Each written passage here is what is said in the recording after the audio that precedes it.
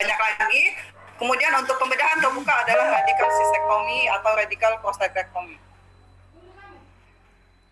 Extracorporeal shock wave lithotripsy atau kita kenal ESWL merupakan suatu tindakan non-invasif.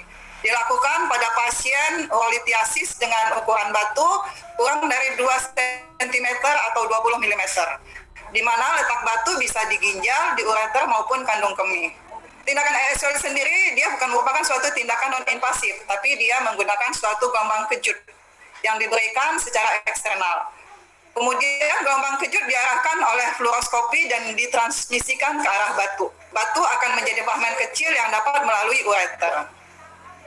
Di sini batu-batu tersebut dapat mengakibatkan adanya sedikit perdarahan dan mungkin juga beresiko infeksi karena pecahan batu yang menyebar yang mengakibatkan bakteri dapat menyebar ke saluran perkemihan. Nah, di sini karena tema kita adalah penerapan 3S, mungkin banyak yang sudah sebelum-belumnya sudah disampaikan apa itu 3S. 3S itu adalah SDKI, SLKI, dan SIKI. Di mana tiga standar ini yang dibuat oleh PPNI tentunya mempunyai sebuah landasan hukum. Dalam suatu standar ada landasan hukumnya, dan untuk SDKI, SLKI, dan SIKI itu adalah landas hukumnya berdasarkan Undang-Undang Nomor 36 Tahun 2009 tentang Kesehatan, Undang-Undang Nomor 44 Tahun 2009 tentang Rumah Sakit, Undang-Undang Nomor 36 Tahun 2014 tentang Tenaga Kesehatan, Undang-Undang Nomor 38 Tahun 2014 tentang Keperawatan, Peraturan Presiden Nomor 12 Tahun 2013 tentang Jaminan Kesehatan, serta Peraturan Menteri Kesehatan Republik Indonesia nomor HK 0202 Menkes garing 148 garing 1 garing 2010 tentang izin dan penyelenggaraan praktek perawat yang direvisi dengan Peraturan Menteri Kesehatan Republik Indonesia nomor 17 tahun 2013. Dan landasan hukum ini ada di dalam buku untuk penerapan 3S ini. Dan saya ingin meninjau lebih lanjut tentang bagaimana peran perawat dalam pemberian SDKI, SLKI, dan SIKI ini. Dijelaskan dalam Undang-Undang Nomor 36 Tahun 2009 tentang Kesehatan. Di situ di pasal 30 dijelaskan bahwa dalam menjalankan tugas sebagai pemberi asuhan keperawatan, perawat berwenang melakukan pengkajian, menetapkan diagnosis keperawatan, merencanakan tindakan keperawatan, melakukan tindakan keperawatan, serta melakukan evaluasi keperawatan. Bagaimana penerapan 3S ini di dalam asuhan keperawatan? Seperti kita ketahui, menurut SDKI tahun 2016, diagnosis keperawatan merupakan penilaian klinis, pengalaman atau respon individu terhadap pengalaman atau respon individu, keluarga atau komunitas pada masalah kesehatan, pada risiko masalah kesehatan atau pada proses kehidupan. Masalah kesehatan sendiri merupakan reaksi yang timbul dari respon dialami oleh klien dalam kondisi sehat maupun sakit.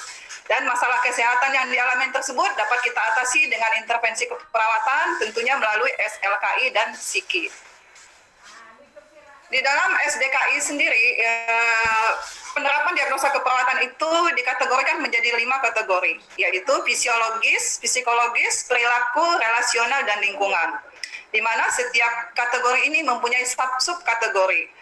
Dari fisiologi dikategorikan menjadi 7 subkategori, yaitu respirasi, sirkulasi, nutrisi dan cairan, eliminasi, aktivitas dan istirahat, neurosensori, reproduksi dan seksualitas. Sedangkan pada kategori fisiologis itu adalah nyeri dan kenyamanan, integritas ego, pertumbuhan dan perkembangan. Untuk kategori perilaku itu subkategorinya adalah kebersihan diri, penyuluhan dan pembelajaran.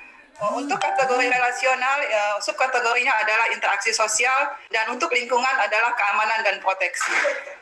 Untuk masalah kasus-kasus urologi sendiri, ini banyak mencakup pada yang saya respirasi, sirkulasi, nutrisi dan cairan, eliminasi terutama aktivitas dan istirahat, nyeri dan kenyamanan, integritas ego, penyuluhan dan pembelajaran, serta keamanan dan proteksi.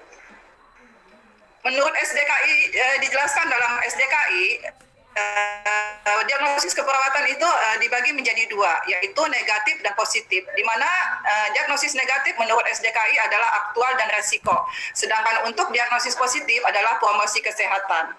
Diagnosis aktual sendiri merupakan gambaran respon klien terhadap kondisi kesehatan atau proses kehidupannya yang menyebabkan klien mengalami masalah kesehatan. Sedangkan untuk diagnosis risiko itu adalah gambaran respon klien terhadap kondisi kesehatan atau proses kehidupannya yang menyebabkan klien berisiko mengalami masalah kesehatan.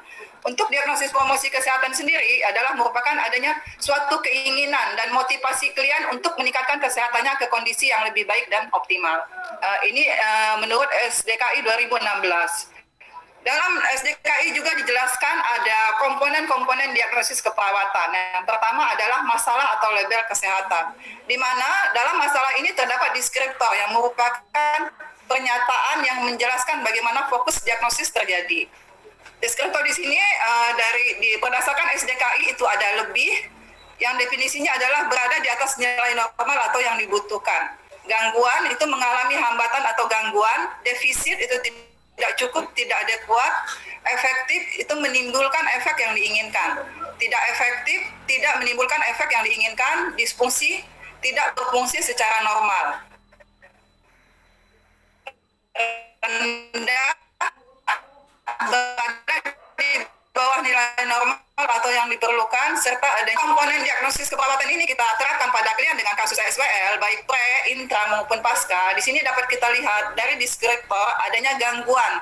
Fokus diagnosis kita di sini adalah eliminasi urin dan rasa nyaman. Sedangkan untuk